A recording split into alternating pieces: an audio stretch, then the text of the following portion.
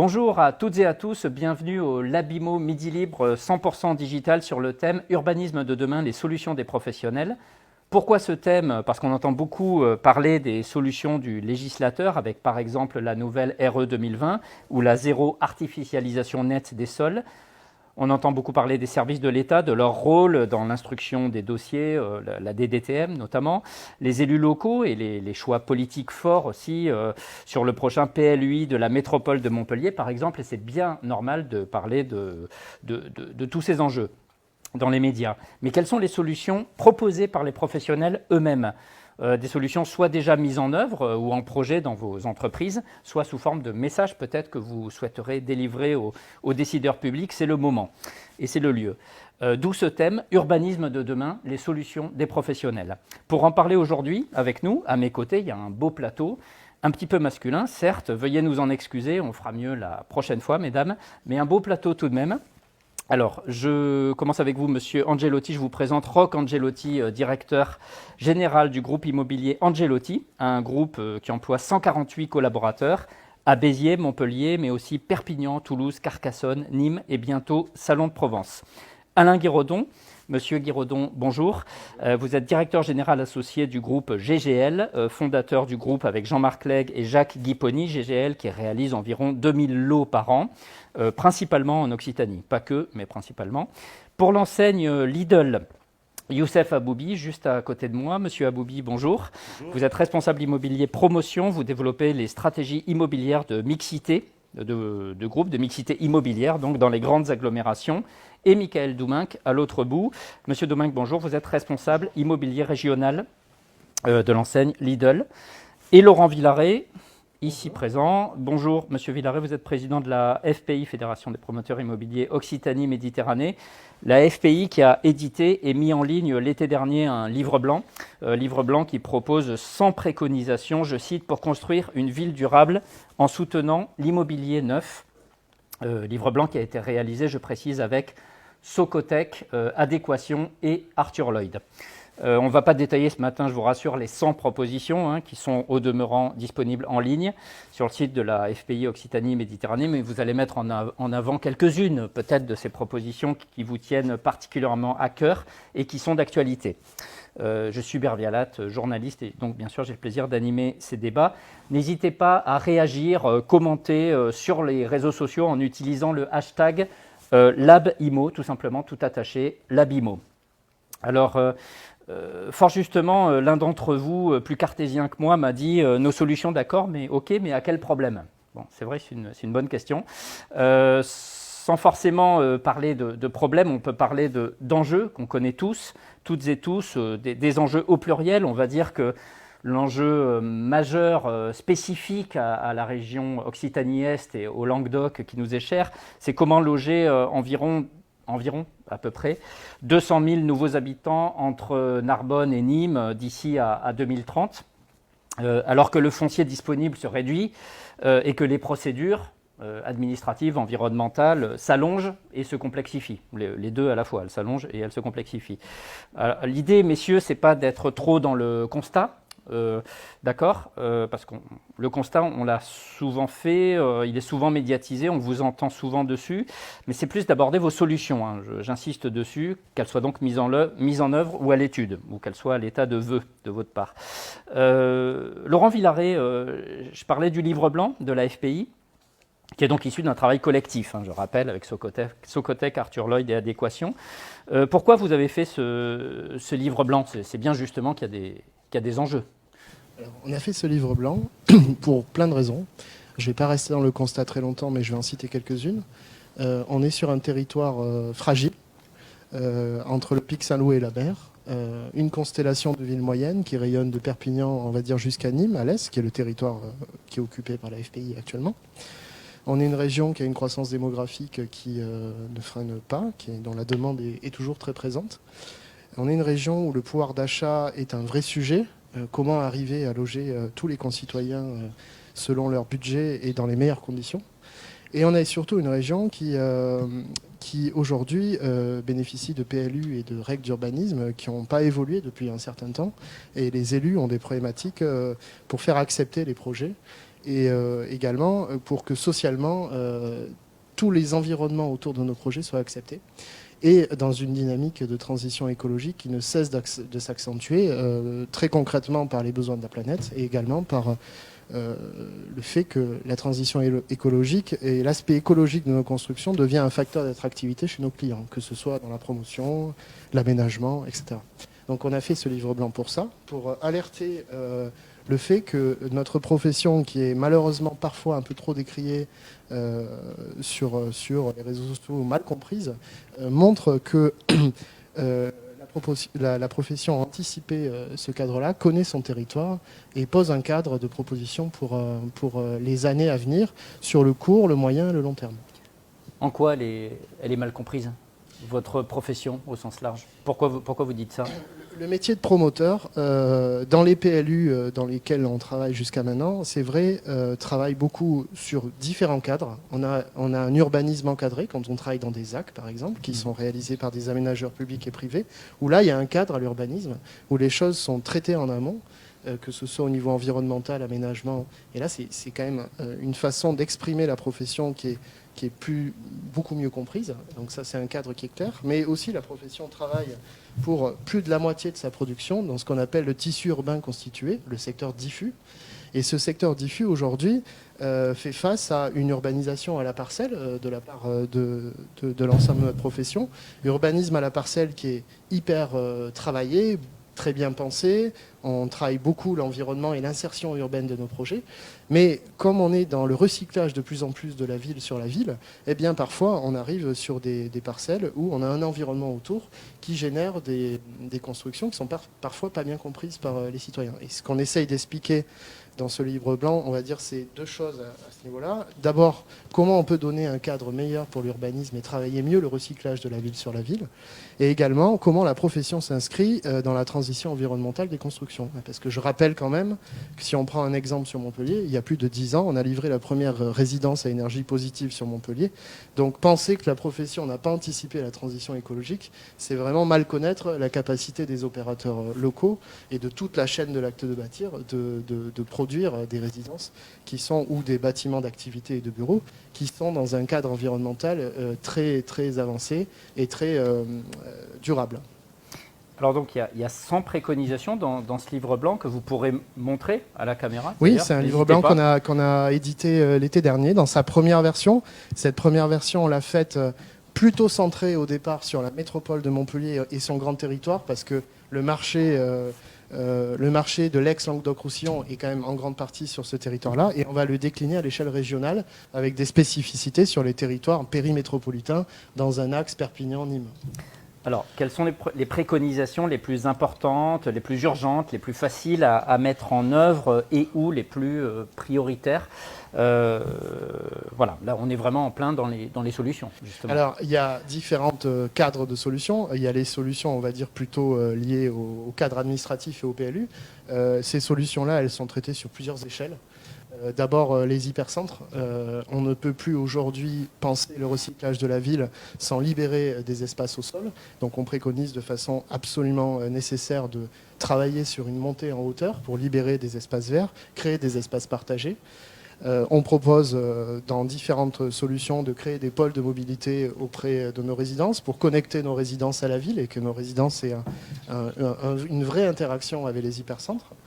À une échelle un petit peu plus éloignée des hypercentres, on souhaite proposer que dans les PLU soit intégré de l'habitat intermédiaire qui respecte les singularités des communes, parce que parfois l'urbanisme à la parcelle dans les communes ne suivent pas trop la singularité et l'histoire des communes. Et sur une échelle plus large, ce qu'on souhaiterait, c'est que les élus dans les PLU puissent créer des coopérations intercommunales pour pouvoir étaler la production du logement notamment à une échelle plus large que le seul fait de la ville de Montpellier. Je rappelle que Montpellier concentre aujourd'hui 50% du marché de la métropole et que seulement 4 communes de la métropole concentrent quasiment tout le reste du marché. Alors qu'on a des pôles d'échanges multimodaux, on a eu le doublement de l'autoroute. Aujourd'hui, si je prends un exemple, on met moins de temps de venir de Lunel que de Juvignac, par exemple, pour des raisons de réseaux viaires. Et on préconise de façon détaillée à quels endroits, dans des coopérations intercommunales, on puisse créer des spots d'urbanisation qui puissent à la fois être utiles pour les habitants et compris par la population et près des équipements publics. Ça, c'est le cadre plutôt stratégie de développement urbain à l'échelle territoriale. Donc ça, on le développe de façon très précise. Et après, il y a un autre cadre, c'est comment, dans les PLU, et comment très concrètement intégrer la transition environnementale dans un aspect plus poussif dans nos constructions. Alors, il y a ce qui est connu, qui ne parle pas à tout le monde et qui ne parle pas toujours aux usagers, c'est les labels. C'est très bien d'avoir des labels. Encore faut-il que les labels qui sont créés dans la construction, que ce soit le HQE, le NF Habitat, soient compris par les citoyens. Donc, je pense qu'on a des propositions sur des labels, plutôt des labels de développement durable, qui soient mieux compris. On propose dans les PLU de créer des boosts de constructibilité en contrepartie de dispositifs dans nos constructions environnementales. Je pense à un pourcentage de matériaux biosourcés en contrepartie de développement de résidences de plusieurs étages de plus. Des bonus de densité. Des bonus de densité. On propose également, puisque quand même le sujet de la mobilité dans les hypercentres, on voit bien avec le développement des pistes cyclables, le besoin d'aller plus vers de la mobilité verte, mais on propose que nos projets interagissent avec la ville, avec des pôles de mobilité, et que cet aspect-là, qui n'est pas forcément un label, a un aspect durable dans les constructions, et qu'en contrepartie, on puisse densifier un peu plus en hauteur, libérer des espaces verts, etc., etc. Une accélération des procédures aussi. Il y a les ZAC qui sont la procédure d'aménagement un peu classique, on va dire. Vous préconisez, vous proposez des OAP, orientation d'aménagement et de programmation. Alors, c'est vrai que et pourquoi et quel est le message là-dessus aux élus? Alors, c'est vrai que la politique aujourd'hui sur l'espace métropolitain, mais même dans d'autres métropoles, tente à dire qu'il faut encadrer l'urbanisme. Il faut encadrer l'urbanisme pour mieux le maîtriser et pour que les concitoyens l'acceptent. Alors, sur le fait que l'on propose de davantage construire en ZAC, je ne peux que soutenir ça. Je ne peux que soutenir que les aménageurs publics et privés développent davantage de projets. Je pense qu'il y a quand même un temps court où, très rapidement, on devrait avoir un besoin absolu de visibilité sur ce que les ZAC actuels, notamment sur la métropole, puissent nous donner en termes de production pour donner de l'air à un marché qui est quand même en souffrance sur les stocks. Je note quand même qu'avoir une politique de développement en ZAC, c'est très bien, mais par contre, quand on voit actuellement les contraintes qui sont demandées par les services de l'État pour élaborer des dossiers de ZAC et le temps de préparation de ces projets m'inquiète un petit peu sur l'alimentation du marché. Voilà. Le deuxième volet, c'est le diffus. Donc, effectivement, on est pour, mais il faut absolument que ces dossiers de ZAC s'activent et sortent le plus rapidement possible, même si c'est bien d'avoir un urbanisme encadré. Côté secteur diffus, avoir un urbanisme encadré dans un secteur diffus, comme le dit d'ailleurs le président de la métropole de Montpellier, pourquoi pas, c'est très bien. Créer ce qu'on appelle des territoires de projet, ça veut dire urbaniser le secteur diffus à la parcelle, mais avec des petits quartiers urbanisés en secteur diffus, c'est très bien parce que ça nous permet, nous, opérateurs qui urbanisons à la parcelle, de sortir des projets qui sont mieux acceptés et qui sont mieux travaillés et mieux en amont. Pour autant, il faut s'interroger sur le cadre réglementaire de sortie de ces territoires de projet. Vouloir forcément faire tous ces territoires de projet sous forme de ZAC, pourquoi pas, mais ça ne peut pas être la seule solution. Je pense qu'il faut aussi raisonner sur des OAP, des orientations d'aménagement et de programmation, qui sont des procédures un peu plus rapides et qui permettraient dans un temps court d'alimenter un peu plus le marché que de se dire on arrête tout, on est dans la décroissance. Sur toutes ces propositions, quels sont les échos favorables quelles propositions rencontrent des échos favorables? Quelles sont celles qui ont plus de mal à passer, sans passer tout en revue, mais en quelques mots? Les échos très favorables, c'est qu'on a récemment proposé que notamment les ZAC sur la métropole de Montpellier soient couplés des consultations dans des ZAC de lots avec des lots neufs et simultanément des lots à réhabiliter, puisque c'est le sens de l'histoire aussi de refaire la ville sur la ville, mais aussi de réhabiliter la ville. Et donc si on veut que nos métiers, nous promoteurs, qui sommes quand même poussifs pour faire évoluer nos modèles, nous voulions aller vers la réhabilitation, on a poussé avec la fédération pour que le président de la métropole essaie de coupler des lots à réhabiliter et des lots en neuf. Donc ça a trouvé un bon écho et c'est en train d'être mis en place. On l'a aussi demandé sur un couplage lot neuf dans des quartiers quartiers plus classiques et des quartiers un peu plus en difficulté, notamment la Mosson. Il y a des consultations aujourd'hui qui sont parties où des lots neufs ont été couplés avec des lots sur la Mosson, qui est un quartier en rue et qui est un quartier qui a besoin de se renouveler et qui est pour nous un marché d'expression aussi. Voilà. Sur les échos plus défavorables, effectivement, on a des discussions qui sont plus compliquées à établir quand on veut discuter d'un urbanisme à la parcelle et qu'on a un environnement résidentiel autour où là, l'acceptation sociale est plus difficile. Et puis après, on est en train de proposer des projets pilotes de territoires de projets où on a proposé des OAP, où on pourrait être partie prenante dans la fourniture d'idées pour aider les élus dans les équilibres économiques de projets à ce que ça sorte un peu plus rapidement. Donc ça, on est en train de bien avancer là-dessus. Parfait. Merci Laurent Villaret. Est-ce que vous pouvez remontrer à l'écran les 100 propositions, le livre blanc? Remontrez-le, qu'on le voit bien. Voilà. Là, il est en ligne. Alors comment on se le procure? Il est en ligne sur le site de la FPI. Il est consultable. Il est en ligne donc sur le site de la FPI. Il est consultable et il a été évidemment présenté aux élus et aux services. Et on est en train de travailler certaines de ces propositions pour les améliorer.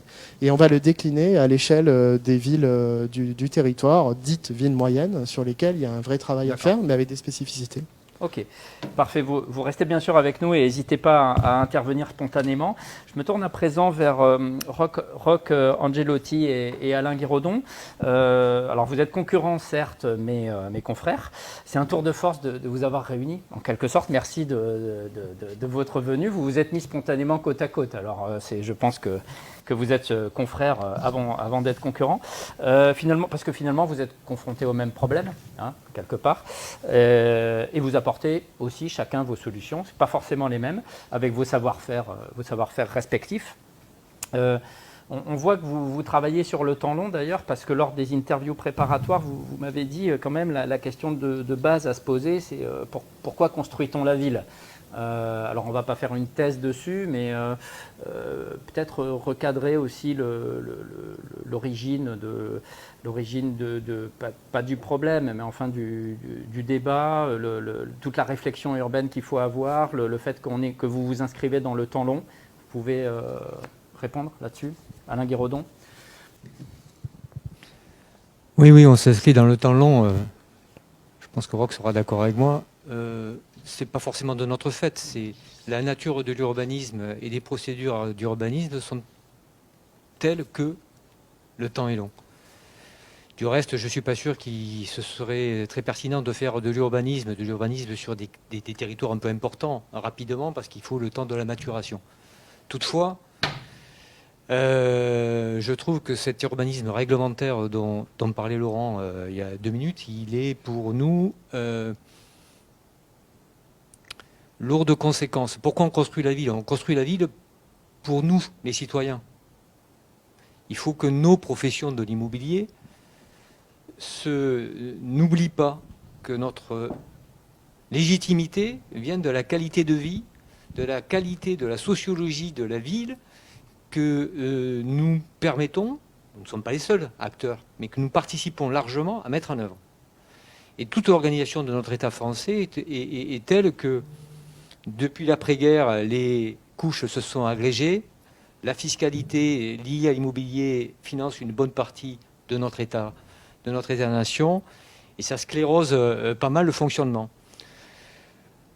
Donc, nous construisons des quartiers, nous envisageons des urbanismes au service des collectivités, avec les collectivités et avec les urbanistes, pour des citoyens que nous sommes, pour des usagers, pour des résidents. Et ça, il faut absolument se le remettre en tête, et je crois que depuis quelques années, on l'a oublié. L'urbanisme réglementaire, c'est, de mon point de vue, un urbanisme qui, par peur de la créativité, par peur d'avoir des projets ratés, refuse des projets ambitieux. Alors on a de belles façades, hein, on peut avoir des équipements de qualité, mais l'essentiel n'est pas forcément l'essentiel, c'est selon comment on appréhende la vie de nos sociétés. Pour moi, l'essentiel, c'est la cellule familiale. C'est le lieu de vie. Et toute notre fiscalité, puisque l'immobilier, malheureusement, c'est ainsi, et d'abord de la fiscalité, est organisée autour de lois telle que celle qui existe aujourd'hui, la Pinel, mais ça fait maintenant 25-30 ans que c'est en place, où unilatéralement depuis Paris, on édicte des textes qui s'appliquent sur tout le territoire, quelles que soient les spécificités locales. Ça, on y reviendra justement sur ce que vous proposez justement par rapport à ça. Un complément, Roch Angelotti? Pourquoi construit-on la ville? Parce qu'on a la chance d'avoir une région qui est attractive pour ce qui nous concerne dans tous les cas. On peut en parler, on a cette chance-là. Il faut la revendiquer, mais encore faut-il la construire avec une vision du bien vivre ensemble qui découle de la co-construction de projets, de la concertation, de l'observation, de la compréhension, de l'application et l'intégration des usages qu'en auront les différents habitants, et également dans le respect des enjeux environnementaux. Après, construire la ville... Quand vous me parliez tout à l'heure, hein, et c'est vrai que je revendique parfaitement cette remarque que vous avez rappelée tout à l'heure, à propos d'un urbanisme de solution. Mais y a-t-il un problème? Alors, y a-t-il un problème? Moi, je ne crois pas qu'il y ait un problème. Il y a de la réflexion, il y a de l'observation, parce que on a longtemps pensé que, et on pense encore pour certains, que l'urbanisme est un dérivé de l'architecture. Moi, je pense que l'urbanisme, c'est une science humaine, une science de la vie. Et comme toute science de la vie, et surtout quand elle s'attache à l'humain, elle évolue. L'humain, les populations ont des attentes qui fluctuent, qui évoluent au gré de certains enjeux. Et c'est vrai que nous devons en tenir compte, et nous devons aujourd'hui continuer à produire la ville, puisqu'il me semble que c'est un enjeu d'intérêt général, mais la produire à l'aune, effectivement, de tout l'environnement qui va autour de l'humain. Alain Guérodon, justement, vous me parliez de l'importance de l'humain, de garder le bon sens, et qu'il y avait peut-être un risque là de se perdre dans un océan de labels, de certifications. Oui, je reviens sur ce que je disais. Je ne pense pas que l'urbanisme réglementaire soit la panacée. Alors je reprends une expression de l'OAP que vous évoquez tout à l'heure. Pour moi, c'est symbolique. Mais Roch et moi, nous nous situons en amont de la construction. Donc on est dans la réflexion à partir de territoires à transformer ou vierges pour essayer d'élaborer un nouveau projet de ville. Et on se retrouve régulièrement face à des orientations d'aménagement. Pardon d'être un peu technique. Orientation d'aménagement, c'est OAP, pardon, c'est orientation d'aménagement programmation. Et donc il y a orientation. Si je prends le dictionnaire, orientation, c'est des principes. Et sauf que les orientations telles qu'elles sont inscrites dans un document d'urbanisme sont irrévocables aux yeux notamment des services de l'État. Et donc cette créativité que les élus, quand ils cherchent un aménageur, un opérateur, un urbaniste, cette créativité d'une compétence différente de la leur, parce que la ville est complexe, la vie humaine est complexe. Un élu a des compétences importantes. Il n'a pas les compétences de l'opérateur. L'urbaniste a d'autres compétences. Et c'est la réflexion auprès de tous ces intervenants et des citoyens qui va faire qu'on fera un projet intelligent pour le bien-être de nous tous. Et quand, a priori, il y a des orientations d'aménagement et qu'on ne peut pas les modifier sauf à mettre en place des procédures administratives très lourdes, on se pénalise.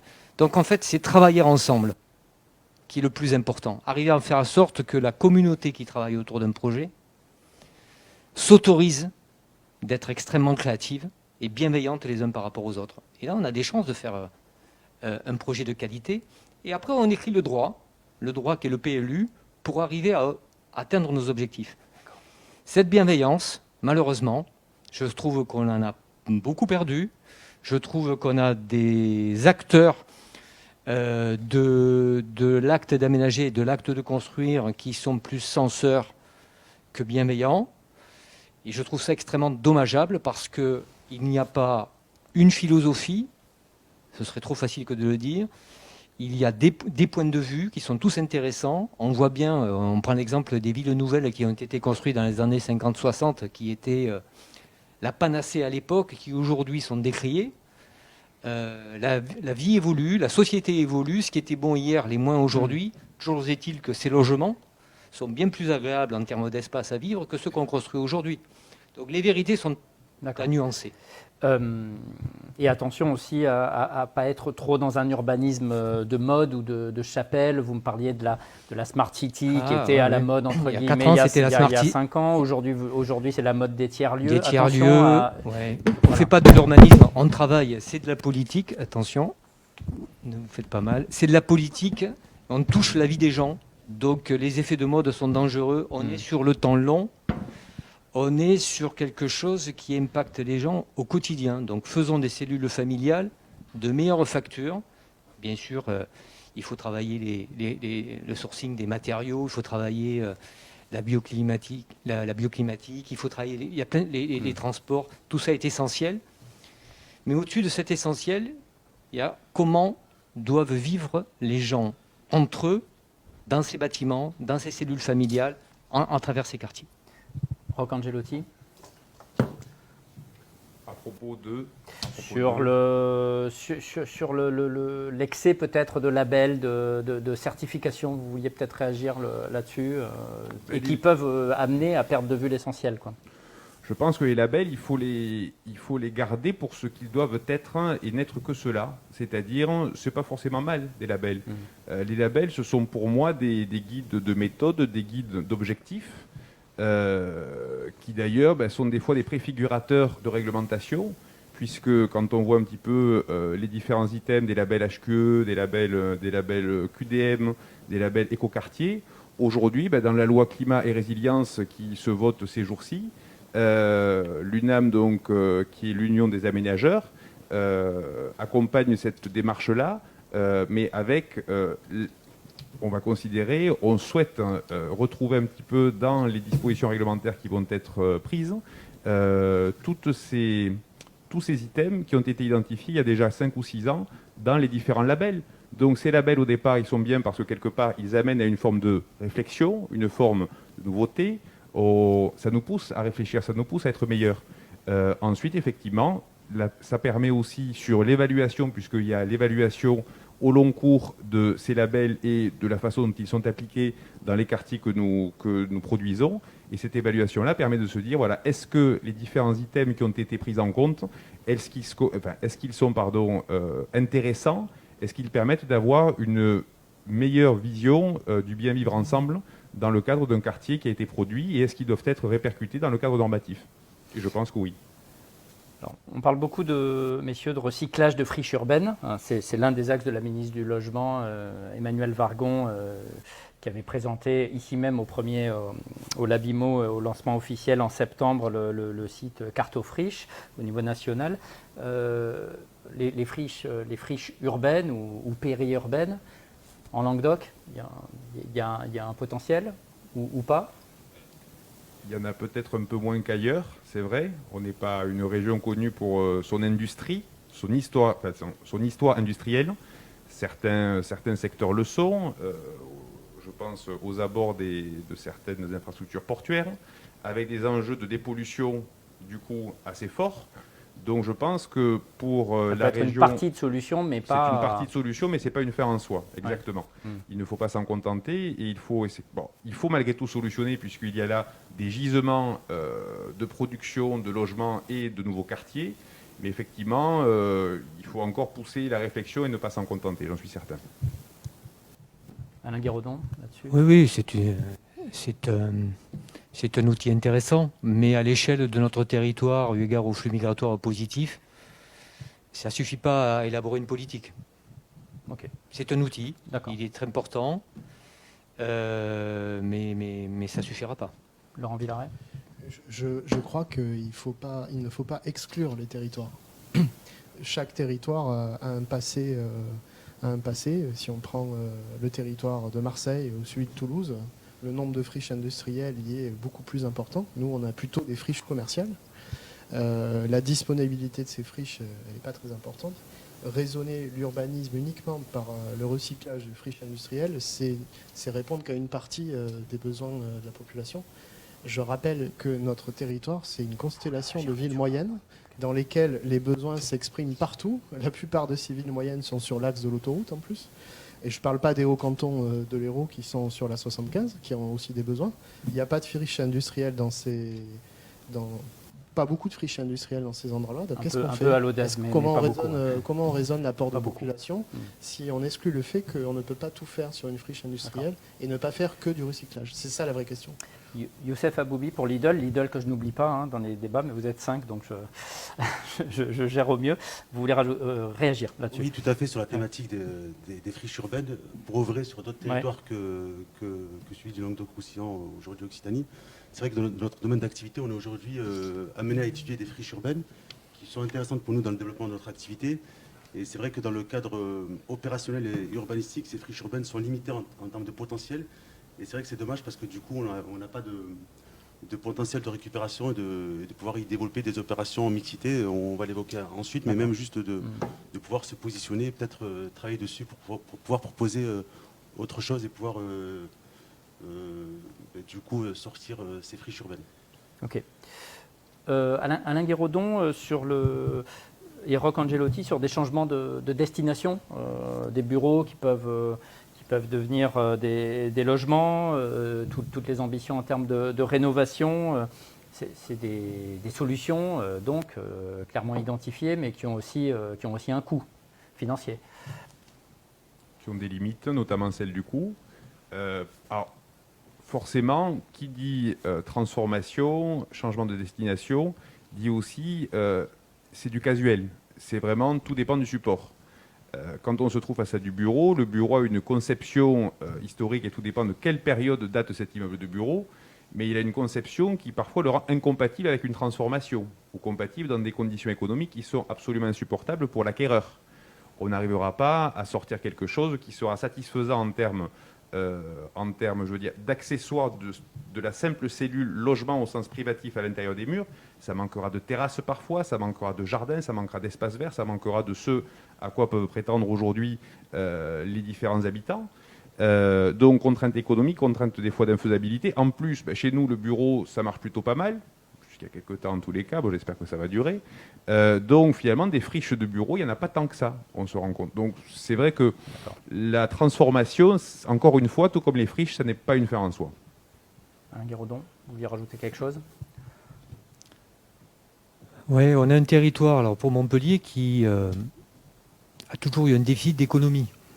Donc c'est vrai qu'aujourd'hui, les bureaux qui se libèrent sont des bureaux, ce sont souvent des transferts d'entreprises qui vont vers des bureaux plus récents, plus neufs. Et donc effectivement, ça peut être les bureaux dont on parle sont des bureaux un peu obsolètes. Oui, c'est un outil aussi. La question est davantage, qu'est-ce qu'on veut? On a un flux migratoire positif, les gens, c'est une de nos richesses, une de nos industries, c'est le fait que effectivement, comme le rappelait Laurent, on a un flux migratoire positif dans la région et c'est ce qui permet aussi de générer une activité, des emplois. Parce qu'encore une fois, on parle d'écosystème. Nous sommes un élément d'un écosystème bien plus vaste qui génère beaucoup d'emplois, beaucoup de richesses, qui est reversée, qui n'est pas exportée. L'immobilier a ceci de vertueux en termes de macroéconomie qui reste sur le territoire où il est consommé, construit et utilisé.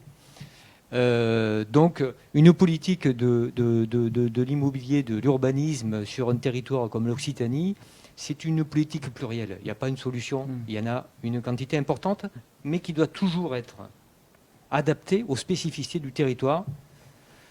D'où ma problématique à laquelle je reviendrai probablement sur la verticalité de notre État-nation. C'est intéressant, je voulais justement rebondir là-dessus. Vous préconisez, alors là c'est une proposition, hein, c'est pas du tout dans les tuyaux, mais c'est intéressant comme point de vue de décentraliser les DDTM, de décentraliser totalement, hein, vous m'avez dit d'ailleurs, les DDTM, services de l'État. Pourquoi?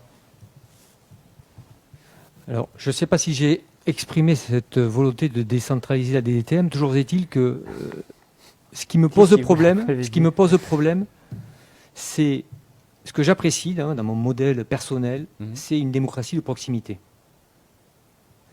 Ce qui me pose difficulté, c'est des textes qui sont votés et sortis de leur contexte et interprétés ou surinterprétés localement et qui ne collent pas du tout aux singularités locales. Je vais prendre un exemple qui est passé.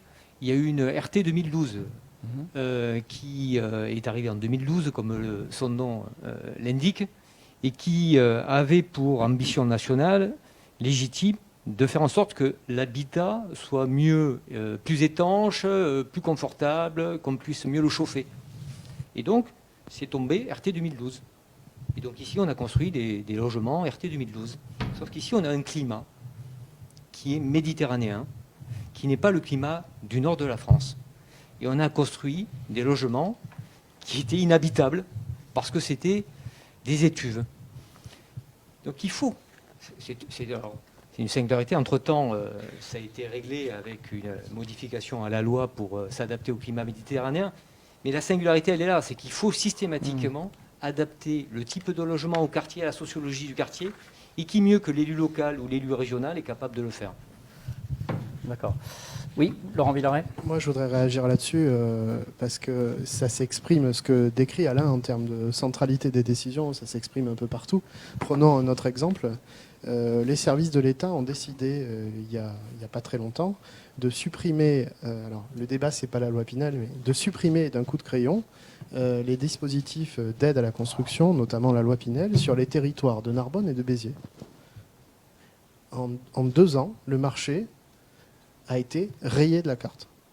Report des habitants. D'accord, mais là, on est sur le constat. Non, mais Monsieur report. Villeray. Non, mais justement, Ouais. j'y viens. D'accord. Report des demandes d'investisseurs, concentration sur les métropoles, flux pendulaire, déplacement des voitures sur les autoroutes. Je ne sais pas en quoi c'est écologique.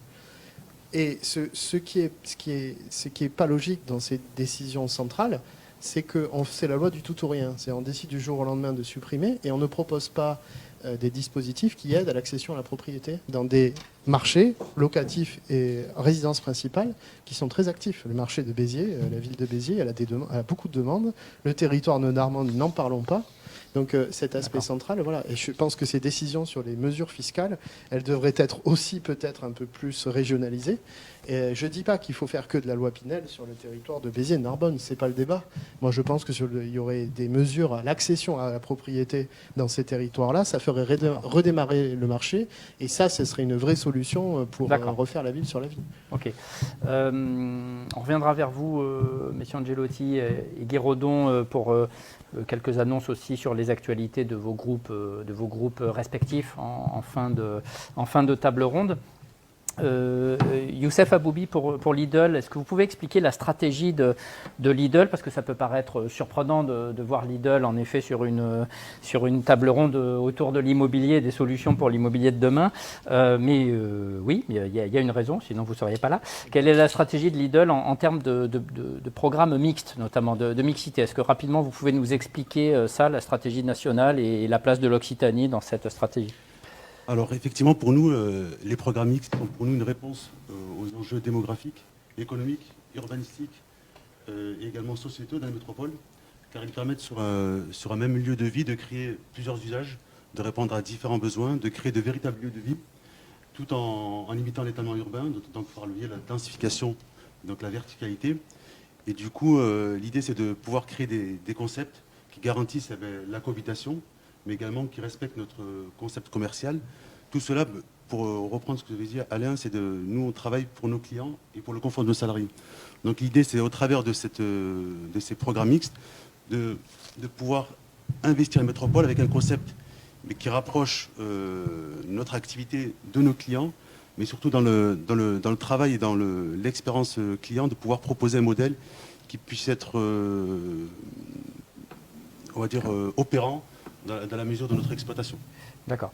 Est-ce que c'est récent, cette diversification, cette stratégie et puis concrètement, mixité dans vos programmes? Est-ce que vous pouvez expliquer à nos auditeurs et auditrices en quoi ça consiste très concrètement?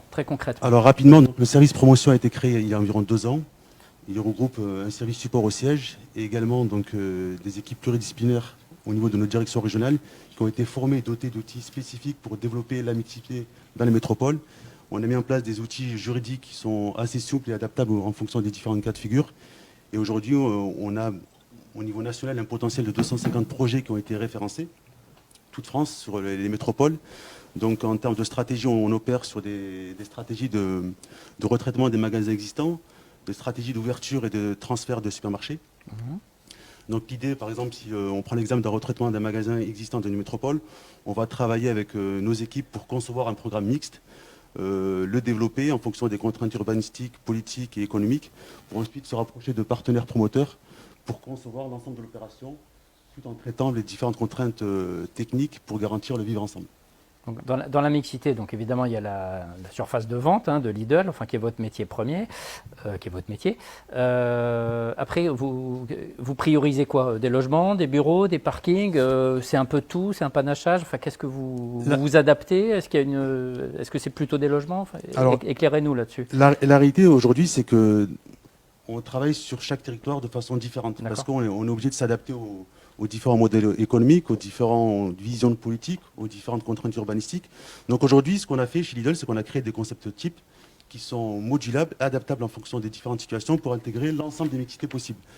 Et l'idée, c'est de pouvoir jouer sur la modularité de ce concept, pour pouvoir faire face aux différents enjeux et répondre correctement aux besoins. Et le besoin est là. Le besoin est là parce qu'aujourd'hui, voilà, 250 projets qui sont identifiés. On a à peu près 30 projets qui sont concrets, où on a des accords choses et prix au niveau du territoire national. Et il y en a dans la région. Michael Douminc nous donnera des exemples. Un exemple notamment à côté de... Ouais. Donc la demande est là. Aujourd'hui, on a un retour des élus qui est plutôt positif parce qu'on arrive à retraiter des friches urbaines. On répond à une demande de limitation de l'étalement urbain en travaillant la densification également. Les concepts mixtes qu'on a développés, aujourd'hui on arrive à animer de façon qualitative nos projets sur la partie architecturale, paysagère et urbaine. Mais en quoi c'est innovant? Je me permets de vous poser la question un peu frontalement. Parce que des immeubles avec des socles commerciaux et puis des bureaux ou des logements au-dessus, enfin, c'est pas nouveau. Alors effectivement... Qu'est-ce qu'il y a de nouveau? Enfin, qu'est-ce qu'il y a d'innovant? C'est qu'aujourd'hui vous avez une enseigne qui s'est structurée en interne pour être un véritable acteur de l'urbain, en développant des supermarchés mixtes de proximité qui ont été conçus par un opérateur qui est Lidl, qui est exploitant de ces supermarchés, en travaillant la conception par rapport fort de son expérience au niveau national, pour vraiment valider l'ensemble des contraintes techniques et garantir la cohabitation. Aujourd'hui, ce qu'on veut, c'est d'être dans le tour de table en amont pour travailler la conception. Jusqu'à présent, effectivement, on a été sujet de projets en pied d'immeuble, mais généralement, c'est des sujets qui n'ont pas été traités par les promoteurs. Aujourd'hui, ce qu'on veut, c'est apporter notre expertise dans ce domaine-là pour vraiment produire un projet mixte de façon durable et pérenne dans l'exploitation pour garantir à nos clients le meilleur confort d'achat, que ce soit sur un magasin mixte en métropole, mais également garantir le confort de nos salariés dans l'exploitation des supermarchés. Et qui fait quoi entre le promoteur et vous? Enfin, comment se fait l'association? Alors, généralement, rapidement, le promoteur construit l'ensemble de l'ouvrage et nous aménageons notre coque commerciale avec notre concept commercial. Après, aujourd'hui, on travaille généralement sur des programmes en VFA. Après, il y a plusieurs cas de figure. Nous, ce qu'on veut vraiment, c'est être là, mettre en place notre expertise pour que l'alchimie de l'opération dans sa totalité puisse fonctionner.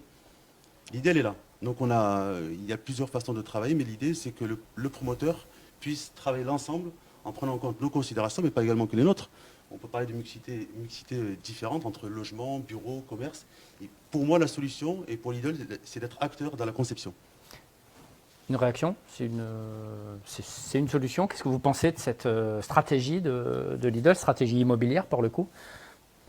Je pense que ça... Dans l'usage, encore une fois, je suis très dans l'observation et la tentative de compréhension des usages, donc l'usage de l'exploitant, l'usage des usagers d'une surface commerciale, la mise en compatibilité avec l'usage résidentiel. Effectivement, je pense qu'il est peut-être des fois plus opportun qu'un opérateur commercial alimentaire qui va recevoir du flux de personnes toute la journée se positionne effectivement très en amont en conception d'un projet urbain qui va s'élever pour sa propre échelle et en surélévation, plutôt qu'effectivement simplement se retrouver acquéreur d'une cellule commerciale pas forcément très bien conçue, ou en tout cas pour son usage, qui sera peut-être de nature à générer des nuisances pour les habitants qui donc seront au-dessus, des accès poids lourds livraison qui ne seront absolument pas au bon endroit. Donc je pense que c'est bien de prendre le sujet en amont, encore une fois, dans l'usage de la ville, c'est plutôt bien. Réaction rapide, Alain Guérodon, Laurent Villaret, rapidement. Félicitations à Lidl. Félicitations à Lidl. Merci. C'était, je crois, en France, un des premiers à accepter, en tout cas dans la région, verticaliser ces magasins pour mettre d'autres usages en dessous et en dessus. C'est bien. Moi, je suis vive les remises en cause, les entreprises agiles qui essaient de trouver des solutions et qui ne restent pas campées sur leur position. Ils nous remettent en cause parce qu'on a souvent pas assez travaillé avec vous en amont. Voilà. Le chemin s'annonce Prometteur. clair devant nous et bienveillant. L'ambioré, un mot Trop souvent, en tant qu'opérateur, la place du commerce, on la voit comme remplir le rez-de-chaussée, puis on verra après. C'est un petit peu frustrant pour aussi à l'échelle des promoteurs. Je trouve que le fait de réfléchir à la place du commerce en amont de la conception des quartiers ou des gros îlots urbains, c'est réfléchir à la façon dont on active un quartier et dont on le rend vivant. Donc c'est super, il faut continuer. Et si ça peut faire changer un peu les urbanistes dans la façon d'étaler le commerce sur des centaines de mètres de linéaire qui ont du mal à se remplir et qui se remplissent au bout de parfois 10 ans, donc ça c'est des modèles qui existent depuis 20 ans, bah, c'est très bien, il faut créer des centralités. Les gens attendent de se regrouper et pas de s'étaler sur des centaines de mètres. Je rappelle à nos amis internautes, n'hésitez pas à réagir avec le hashtag Labimo. Michael Doumain, pour Lidl également, vous pouvez nous donner des exemples très locaux, je crois. Il y en a à Vendargues, à Fabrègues, à l'est et à l'ouest. On a déjà la des métropole. exemples concrets avec des magasins déjà ouverts. Alors en termes de mixité, on peut avoir peut-être dans la région de Montpellier le plus connu qui est à Vendargues, qui est un concept de magasin avec un parking en rez-de-chaussée, une surface de vente, un supermarché au premier étage, et ensuite un deuxième étage avec à la fois de l'équipement public, donc une partie crèche, et un autre, une salle de sport également. Donc un ensemble compact. L'objectif aussi de ces projets est de limiter l'étalement, comme on avait vu. Ensuite, on a même Béziers, avec Roch Angelotti, nous avons fait un programme, M. Angelotti a fait un programme à Béziers-Saint-Nazaire, où il y a une mixité entre justement du logement et un supermarché. Quand on parle de 180 logements, j'ai beaucoup aimé ce que disait Alain, c'est aussi un bien vivre ensemble. Donc, on parle de commerce de proximité, mais un commerce de proximité, il faut aussi qu'on puisse, en termes réglementaires, et nous aussi on a des difficultés de ce côté-là, réussir à réfléchir ensemble. Alors, nous le faisons avec les promoteurs de plus en plus et nous tendons vers ça. Mais c'est vrai que cette réflexion, on les mène un peu, je pense, chacun dans notre coin. Et encore une fois, on parle de contraintes réglementaires importantes. C'est vrai que ces projets et le commerce en général, dès qu'on parle de grandes surfaces, je ne parle pas que de l'alimentaire, ça peut être des bricolages, le sport, etc. C'est un peu antinomique avec justement des centres-villes. Je crois qu'aujourd'hui, cette notion est totalement dépassée. Les consommateurs vont rechercher un certain type de surface. Donc comment faire pour que ces consommateurs puissent, sans avoir à se déplacer, trouver à la fois proche de leur logement, de leur lieu de vie, ce type de surface? C'est des réflexions qu'on a ensemble et sans doute moi que j'aimerais partager, surtout avec des différents services instructeurs. Et c'est vrai qu'on a tendance à proposer des choses, réfléchir en amont, mais seul. Sur le projet de Fabrègues, quelques mots. Projet de Fabrègues, donc c'est un très bon exemple sur la métropole, puisqu'on a remporté un concours qui a été lancé par l'Aglo, et on a pu proposer un programme mixte, alors bien sûr avec les desiderata des élus locaux, parce qu'on a monté un projet, on a remporté un concours avec donc un commerce et un supermarché Lidl, mais également du logement, des bureaux, et une station essence. Voilà. Quand on parle de territoire, je dirais que chaque territoire, ce que disait Youssef tout à l'heure, chaque territoire a ses particularités. Et nous, notre rôle, et ce qu'on faisait peut-être moins avant, c'est de vraiment intégrer les volontés et les opportunités qu'il y a sur un territoire. Là, en l'occurrence, qu'on parle d'une station-service, de bureau, très bien. Faisons à ce moment-là un programme ensemble où on peut développer ces différents services dans un même endroit. Locaux d'activité aussi, je crois. C'est avec Cyrus. Avec le partenaire. Parce qu'il y a un déficit Cyrus, de locaux d'activité aussi dans la métropole de Montpellier. C'est une solution. Voilà, c'est une raison. Et encore une fois, chacun aussi ses métiers. Et c'est pour ça qu'on s'entoure de professionnels. Nous, c'est vrai que nous avions une spécialité de concevoir des supermarchés alimentaires indépendants. notre réflexion va aller vers cette mixité. Nous ne sommes pas des professionnels du logement, ni des bureaux, et c'est pourquoi ces collaborations avec des promoteurs, des aménageurs, nous permet encore de réfléchir sur notre spécialité qui est la distribution, les contraintes que nous avons, afin qu'on puisse les limiter, parce que c'est bien beau de dire qu'on veut mettre du commerce à côté du logement. Si c'est pas réfléchi en amont, c'est une contrainte dans le quotidien des gens.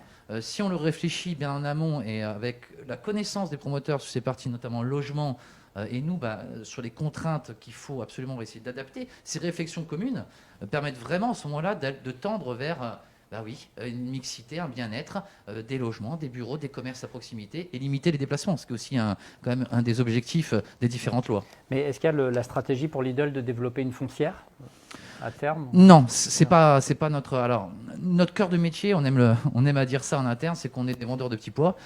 Notre métier, c'est la distribution. Donc maintenant, aujourd'hui, pour nous développer, pourquoi on a créé aussi ce service promotion, c'est les contraintes aussi réglementaires qui font qu'aujourd'hui, notre ancien modèle de développement est de plus en plus difficile. Donc soit nous développons de moins en moins, soit nous nous adaptons à l'ère du temps, et donc travaillons d'autres types de projets. Par contre, on n'a pas la prétention d'être des professionnels, notamment du logement, donc c'est pourquoi que nous cherchons des partenariats. Ok, le message est passé. Et cela dit, vous vous heurtez parfois à des obstacles réglementaires, enfin parfois souvent, par exemple, sans trop rentrer dans les techniques, mais cela dit, c'est concret. Dans certaines métropoles, les surfaces commerciales, m'avez-vous dit, donc, sont limitées à 500 mètres carrés, alors que vous êtes plutôt sur des surfaces entre 1200 et 1700 mètres carrés, grosso modo, parfois 800 mètres carrés, mais pas 500. Donc c'est un obstacle, ça, pour développer certains projets. Est-ce que vous avez un message à délivrer là-dessus aux décideurs publics? C'est le paradoxe. On a des lois nationales qui ne veulent pas que ces commerces et ces grandes surfaces se situent à les entrées de ville ou à des extérieurs de centre-ville. Et à la fois des réglementations locales, des fois, qui interdisent au-delà de 400 mètres carrés, par exemple, de plus en plus de métropoles, les commerces. Donc c'est vrai qu'on finit des fois par se demander où on doit se mettre. En sachant que si les consommateurs se déplacent aujourd'hui vers des modèles de grande distribution, et encore une fois, je ne rappelle pas que de l'alimentaire, c'est que le consommateur cherche aussi cette offre. Donc il faut aussi entendre le consommateur et permettre à ce consommateur de trouver cette offre-là à proximité de chez lui, donc forcément plus près des centres-villes avec des modèles adaptés. La difficulté est essentielle pour moi, c'est que nous sommes confrontés à un grand nombre d'acteurs, particulièrement pour l'immobilier commercial et l'urbanisme commercial, parce que je n'entrerai pas dans les détails, mais c'est encore d'autres commissions et d'autres autorisations à obtenir, en plus des autorisations d'urbanisme. Et c'est vrai qu'on peut travailler avec des élus, des promoteurs, sur un projet commun, mais ensuite, il y a beaucoup d'autres intervenants.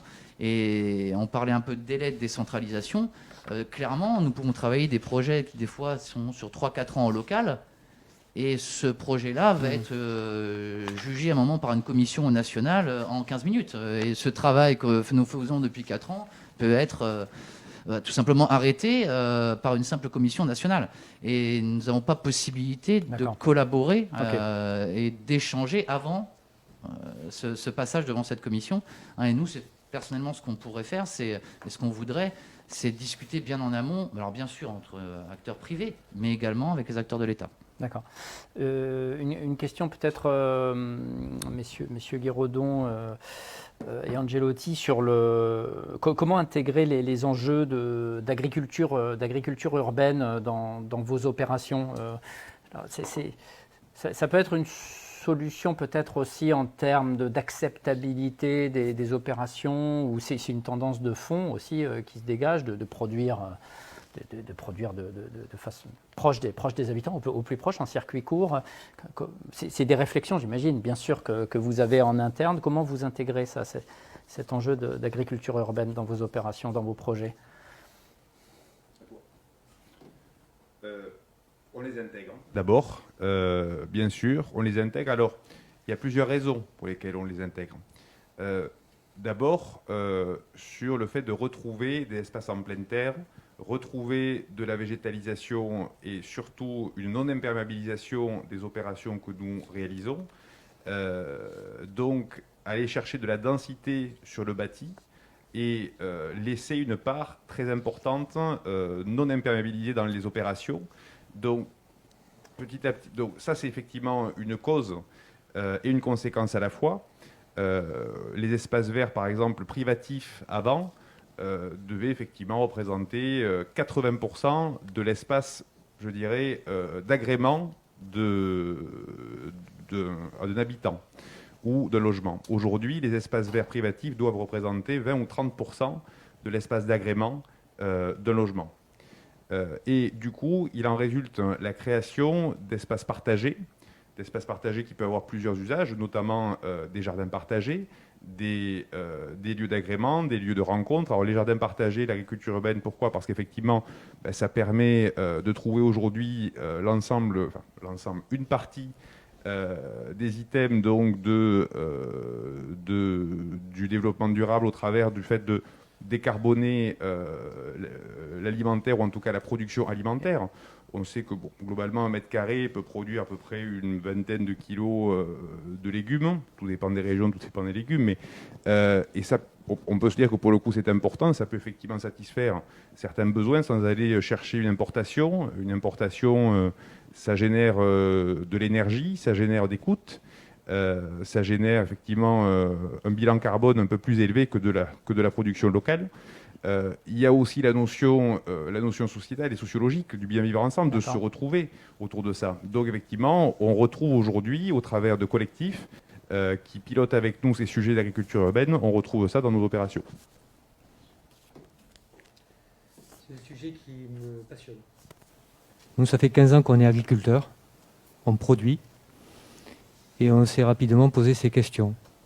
Ce n'est pas des questions simples, ça dépend de ce qu'on souhaite. Je prends le cas de Montpellier, on n'est pas dans une métropole d'une densité folle, on n'est pas à Singapour, pour caricaturer mon propos. Il y a beaucoup d'espaces interstitiels et des espaces importants pour traiter l'agriculture. Soit près des quartiers où effectivement on fait du greenwashing, on met un peu d'agriculture, gérée par des associations, et là on est dans le bien vivre ensemble, c'est que des espaces verts qui peuvent bénéficier aux résidents ou se donner bonne conscience selon les objets concrets. Faire de l'aquaponie ou du maraîchage sur les toitures, pourquoi pas, faut-il que les structures soient adaptées des bâtiments, La question est, on fait ça pourquoi ? Si on fait ça pour avoir un paysage nourricier, si c'est pour nourrir le territoire, pourquoi pas ? On pourrait considérer qu'il faut avoir pour objectif que 20% de la production d'agriculture urbaine nourrisse la ville. Elle a un coût, cette agriculture. Elle a un coût économique pour la production et elle a un coût dans le bien vivre ensemble. Parce que la difficulté, c'est comment. Moi, je suis partisan d'essayer de créer une agriculture urbaine qui soit un modèle économique. Où on est enfin des agriculteurs, et notamment des jeunes agriculteurs qui ont beaucoup de difficultés à accéder à la terre, qui puissent accéder à des terres pour produire. Mais comment faire vivre côte à côte un urbain et un agriculteur ? Parce que c'est pas parce qu'on produit bio qu'on ne traite pas. Et à partir du moment où vous arrivez avec un engin, même s'il est électrique, et une cuve derrière et que vous traitez votre culture, les voisins qui vivent à côté sont inquiets. Donc il y a un problème de voisinage. Donc, je crois que là aussi, il faut avoir de l'audace, il faut faire des expériences, on risque de se marcher un peu sur les pieds. Il y a le traitement des plateformes de dernier kilomètre pour aider l'agriculture à se développer. Il y a un travail à faire avec la Chambre d'agriculture que nous pratiquons depuis quelque temps déjà. Mais c'est un travail de sociologie, vraiment à faire, de savoir vivre ensemble, de l'acceptation d'activités différentes au sein de la ville. Je vous rappelle que depuis l'après-guerre, depuis que M. Leclerc en France a inventé les centres commerciaux, on a des centres commerciaux, les fameux tiers-lieux. On a le tiers-lieu où on vit, où on dort, le tiers-lieu où on se consomme, et le tiers-lieu où on travaille. Et ces tiers-lieux, ils sont bien distincts les uns des autres géographiquement. Là, il s'agit, par l'agriculture urbaine, d'avoir des activités différentes dans le même lieu. Comment les uns les autres acceptent ce sujet d'autant plus, et j'en termine là, Ouais. que quand vous arrivez dans un quartier, vous avez toute une diversité d'individus qui viennent dans un quartier et qui n'adhèrent pas forcément au projet du quartier. Ils adhèrent, ils cherchent un logement, ils cherchent un toit pour leur famille. Donc ils y viennent et ils subissent des fois des choix ambitieux qui ont été faits par d'autres et qui génèrent des contraintes. Ok. Parce que quand vous avez Lidl au pied d'immeuble, c'est un véritable avantage, mais la ville génère des contraintes. Rapidement, messieurs, pour conclure, on a vu les actualités de la FPI et de Lidl. Rapidement, pour GGL et Angelotti, il y a une grosse actualité pour GGL avec l'acquisition des sociétés de promotion Logé Habitat et Carré Constructeur dans le Nord, enfin dans les Hauts-de-France, il me semble, je crois. Quelle est votre ambition, la nouvelle ambition plus nationale peut-être du groupe GGL en quelques mots, Monsieur Guiraudon? Oui, une ambition. On n'est pas forcément dans les solutions des professionnels, mais je suis sûr que ça intéresse nos spectateurs et spectatrices. Oui, on vient d'acquérir une entreprise qui était constituée de 2 sociétés, qui fait de l'habitat et de l'activité dans le nord de la France, qui a pour ambition de se développer encore. On a des ambitions nationales. Oui, on travaille sur Toulouse, Lyon, PACA et Paris. Et on a des ambitions aussi sur d'autres métiers que ceux de l'immobilier, parce que nous avons la conviction que pour bien penser et participer à penser à la ville, il ne faut pas regarder qu'une activité. On travaille sur, on va redire, le bien vivre ensemble, la sociologie, l'humain, et à ce titre, il faut s'intéresser à tout ce qui constitue la gourmandise de l'être humain. Donc l'art, la culture, l'agriculture, la médecine, ce sont des activités dans lesquelles nous sommes très actifs. Roch Angelotti, les ambitions du groupe Angelotti, les défis à relever Pas d'effet d'annonce, désolé de vous décevoir. J'étais un peu obligé de vous poser la question quand même aussi. Oui, non, mais pas d'effet d'annonce. Nous travaillons depuis déjà 10 ans, 12 ans sur Toulouse. Nous travaillons depuis 5 ans en PACA Ouest surtout, avec certains succès récents. On a remporté une ZAC sur la commune de Castanet-Tolosan pour 1800 logements il y a quelques mois, une ZAC à Pertuis de 400 logements, donc en pays d'Aix-en-Provence. Donc on se développe effectivement assez bien au-delà de notre région, mais plutôt en proximité. Effectivement, je me plais à penser que l'urbanisme, c'est aussi une question de connaissance de son territoire, voire même d'expertise, par un ressenti, par un intérêt, par une observation. Et effectivement, je pense que le service que je peux apporter aux collectivités que j'accompagne et aux usagers, et peut-être les quelques lumières d'expérience que le groupe peut aujourd'hui capitaliser, j'aurais du mal à pouvoir, je pense, les mettre en œuvre de façon aussi efficace si je courais la France. Donc on a eu, les opportunités de croissance externe ne manquent pas, on en a étudié plusieurs, mais jusque-là, nous n'avons pas souhaité effectivement acquérir de sociétés dans le nord de la France. Deux stratégies différentes, mais vous étiez côte à côte et bien confrères. Et merci, messieurs, merci à vous 5 pour vos témoignages, vos éclairages très intéressants. On pourrait en parler encore des heures, mais le temps passe. Ça fait déjà quasiment 1h10 d'échange. Merci beaucoup, en tout cas, pour vos interventions. Merci à vous toutes et à vous tous pour votre fidélité. Merci à l'équipe de 100% Prod à Latte en régie pour la qualité de la retransmission. Merci aussi à l'équipe de Midi Events de Midi Libre qui m'a aidé à la participation, à la présentation, à la préparation des débats. Merci aussi enfin à l'agence By Midi Media et à son équipe Polymo. Je profite de l'occasion pour signaler la parution du magazine Bien Ici du mois d'avril qui vient de sortir. Merci enfin à tous les partenaires du Labimo, je les cite, les partenaires sans qui le Labimo ne pourrait pas continuer à prospérer. Habitech, MEA Promotion, Proméo, FPI Occitanie-Méditerranée, Angelotti, Le Village Baïséa, Chambre des notaires de l'Hérault, Lidl, Imo Sélection, GGL, Sogeprom Pragma, Gessimco et Kaufmann & Broad. J'espère en avoir oublié aucun. A priori, je suis bon. Pour celles et ceux qui nous ont suivis en direct, sachez que les débats peuvent être revisionnés sur le compte Facebook de Midi Libre et sur midilibre.fr.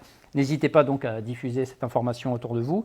Un compte-rendu des débats sera publié dans le Midi Libre de demain, ce mercredi 7 avril. Nous restons connectés, bien sûr, tous ensemble, c'est le cas de le dire, puisque le prochain débat parlera d'immobilier et de digital.